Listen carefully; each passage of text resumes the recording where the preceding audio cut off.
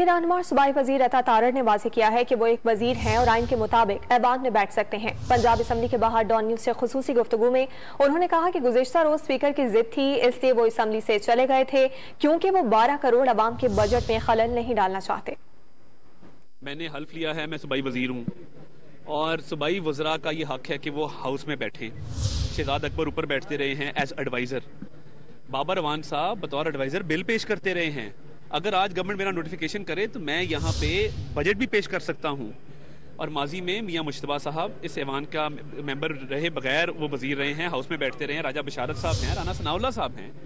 तो ये स्पीकर साहब को जाती अनाद है मेरे से, कोई बात नहीं, कबूल किया। मैंने अंडर प्रोटेस्ट में वॉकआउट किया और मैंने कहा जी मैं बाहर चला जाता हूँ क्योंकि मैं बजट नहीं रोकना चाहता। अगर मेरी वजह से बजट रुकता है, मेरी अनाज इतनी बड़ी नहीं है कि 12 करोड़ अवाम की जो है उनके हकूक पे जो है वो एक सवालिया निशान लग जाए।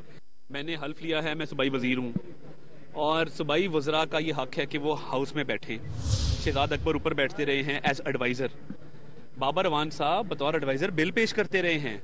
अगर आज गवर्नमेंट मेरा नोटिफिकेशन करे तो मैं यहाँ पे बजट भी पेश कर सकता हूँ। और माजी में मियाँ मुश्तबा साहब इस ऐवान का मेंबर रहे बगैर वो वजीर रहे हैं, हाउस में बैठते रहे हैं। राजा बशारत साहब हैं, राना सनाउल्लाह साहब हैं।